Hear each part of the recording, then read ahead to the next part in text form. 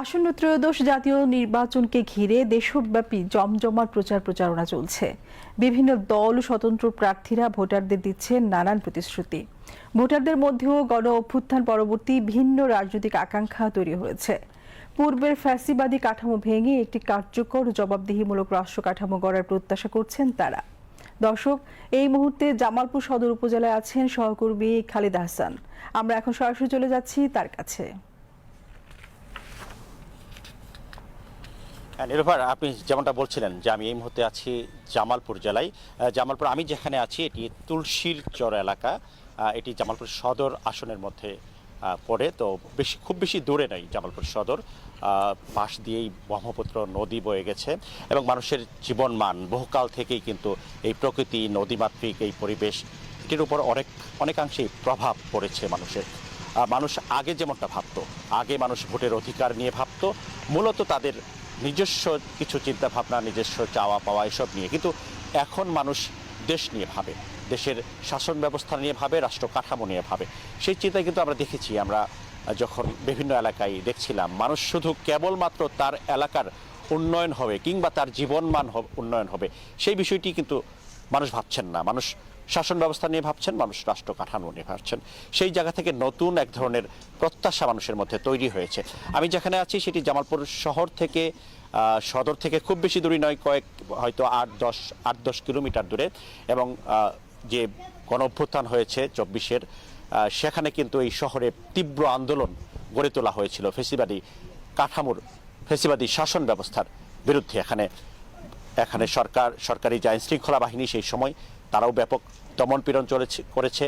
এখানে যারা বিরোধী দলের নেতাকর্মীরা ছিলেন তারা ব্যাপক দমনপীড়নের, নির্যাতনের শিকার হয়েছেন বিগত ১.৫ দশক ধরেই।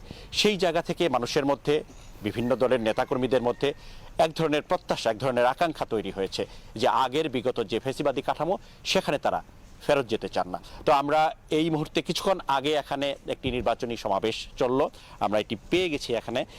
এখানে আছেন বিএনপি মনোনীত প্রার্থী জনাব ওয়ারিস আলী মামুন।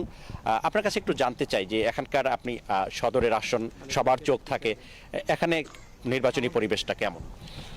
আলহামদুলিল্লাহ, আসলে ৫ আগস্টের স্বৈরাচার পতনের পরে আমরা আসলে গত ১৭ বছর সংগ্রাম করেছি একটা সুষ্ঠু নির্বাচনের দাবিতে।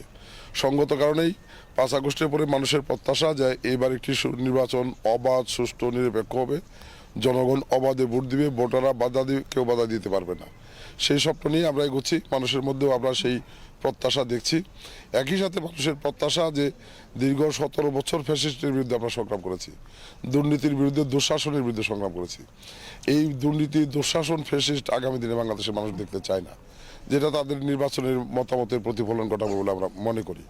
পাশাপাশি এখানে এখন পর্যন্ত আমরা যেটুকু দেখেছি নির্বাচনী পরিবেশ সার্বিকভাবে এখন পর্যন্ত ভালো আছে। তারপরে মানুষের মধ্যে একটি শঙ্কা আছে, শঙ্কা এখনও কেটে ওঠে নাই যে কোনো মুহূর্তে একটি ঘটনা ঘটতে পারে। আমরা মনে করি যে এই ক্ষেত্রে সরকার বা প্রশাসন আরও কার্যকরী পদক্ষেপ নেবে যাতে ভোটাররা নির্বিঘ্নে ভোট দিতে পারে। সেখানে আপনারা যারা রাজনৈতিক দলের প্রতিনিধিরা আছেন, আপনাদেরও তো একটা গুরুত্বপূর্ণ ভূমিকা থাকে যে দলীয় নেতাকর্মীদের কিভাবে নির্দেশনা দিবেন, নির্বাচনের দিন পরিবেশটা কেমন থাকবে। না, দেখেন, আমরা ১৭ বছর সংগ্রাম করেছি একটা সুষ্ঠু নির্বাচনের দাবিতে। কাজে আমাদের কর্মীদেরকে নির্দেশ দেওয়া আছে যে নির্বাচন সুষ্ঠু নিরপেক্ষ করার জন্য আমাদেরকে যত রকমের ধৈর্য সহনশীল হতে হয়, আমাদের নেতাকর্মীদের ধৈর্য সহনশীল হতে বলা হয়েছে। কোনো রকমের উস্কানিতে আমরা পা দিব না, কোনো রকমের বিশৃঙ্খলার পা দিব না, তবে কোনো বিশৃঙ্খলা আমরা হতেও দিব না। এই নির্বাচনটি দীর্ঘদিনের সংগ্রামের ফসল। আমরা সুষ্ঠু নির্বাচন চাই। মানুষের প্রত্যাশাটা এখন আগের চেয়ে অনেক বেশি। সেই প্রত্যাশা দেশটিও আছে, সেই প্রত্যাশাটা এলাকায় নিয়েও আছে। গত ১৭ বছরে এই জামালপুর সদরে কাঙ্ক্ষিত কোনো উন্নয়ন আমরা লক্ষ্য করি নাই, যে কারণে মানুষের প্রত্যাশাটা এখন অনেক বেশি। একই সাথে যদি একটু জানতে চাই যে দেশের অন্যান্য অঞ্চলের চেয়ে জামালপুর জেলা বা এই অঞ্চল অনেকটা পিছিয়ে, জীবন মানে পিছিয়ে, দরিদ্র মানুষের সংখ্যা বেশি, সেসব আপনারা আসলে কিভাবে দেখেন? আসলে গত ৩০ বছর এই জামালপুর সদরে আওয়ামী লীগের এমপিরা প্রতিনিধিত্ব করেছে, আমরা সুযোগ পাই নাই। সেই দৃষ্টিভঙ্গি থেকে মানুষের প্রত্যাশাটা আমাদের কিন্তু অনেক বেশি। তো এইখানে আসলে মূলত সমস্যা, বেকার সমস্যা রয়েছে। আমরা যেটা মনে করি যে ঢাকার সাথে জামালপুরের সড়ক যোগাযোগ এবং রেল যোগাযোগ যদি উন্নত করা যায়, বিশেষ করে টাঙ্গাইল থেকে জামালপুর, ময়মনসিংহ থেকে জামালপুর যদি 4 লেন সড়ক করা যায়, ঢাকা জামালপুর রেল লাইন যদি ডাবল লাইন করা যায়, যোগাযোগ ব্যবস্থার উন্নতি হলে এখানে ন্যাচারালি নতুন নতুন শিল্প গড়ে উঠবে। এখানে কর্মসংস্থানের সুযোগ সৃষ্টি হবে, যুবক তরুণদের একটি কর্মসংস্থানের ব্যবস্থা হবে। এখানে একটা সম্ভাবনার শিল্প হচ্ছে আপনার হস্তশিল্প। আমাদের প্রচুর নারী কর্মী আছে যারা হস্তশিল্পে কাজ করে জীবিকা নির্বাহ করে। এটাকে যদি আরও সমৃদ্ধ করা যায়, তাদেরকে প্রশিক্ষণ দেওয়া যায়, হস্তশিল্প পল্লী করা যায়, আমার কাছে মনে হয় এলাকার মানুষের জীবনযাত্রা দ্রুত উন্নতির দিকে যাবে। আমাদের সেই রকম স্বপ্ন আছে। একই সাথে বর্তমান সময়ে একটি বড় থ্রেট হচ্ছে আপনার মাদক। আমরা জামালপুরটাকে একটা মাদক মুক্ত জামালপুর করার জন্য যদি আল্লাহ আমাকে এমপি বানায়, আমরা জেহাদ ঘোষণা করবো মাদকের বিরুদ্ধে। এই স্বপ্ন নিয়ে আমরা মানুষকে নিয়ে সামনে এগোনোর চেষ্টা করছি। আপনাকে অনেক ধন্যবাদ।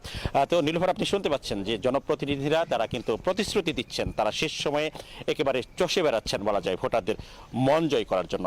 তবে আমরা যেটা দেখতে পাচ্ছি যে ভোটারদের মধ্যে একটি সুষ্ঠু নির্বাচনের আকাঙ্ক্ষা যেমন আছে, একই সাথে গণভোট বিষয়েও কিন্তু আসলে মানুষ জানে। গণভোটে হয়তো অনেক প্রশ্ন আছে, এটি নিয়ে এক ধরনের আশঙ্কা আছে যে মানুষ সব পড়বে কিনা, কিন্তু সেরকম না। মানুষ কিন্তু আসলে জানে, মানুষ যে কোনো মাধ্যমেই হোক মানুষ জানে যে গণভোটে হা জয়যুক্ত হলে কি ধরনের পরিবর্তন আসতে পারে কিংবা না হলে কি আসতে পারে। সেই বিষয়টা কিন্তু জেনেই আসলে মানুষ সিদ্ধান্ত নেবে আগামী নির্বাচন এবং গণভোটের বিষয়ে তারা কোন পক্ষে যাবে। তো নীলুফার, জামালপুর থেকে এই ছিল আমার কাছে নির্বাচনী মাঠ থেকে। ধন্যবাদ সর্বশেষ খালিদ হাসান। নীলুফার।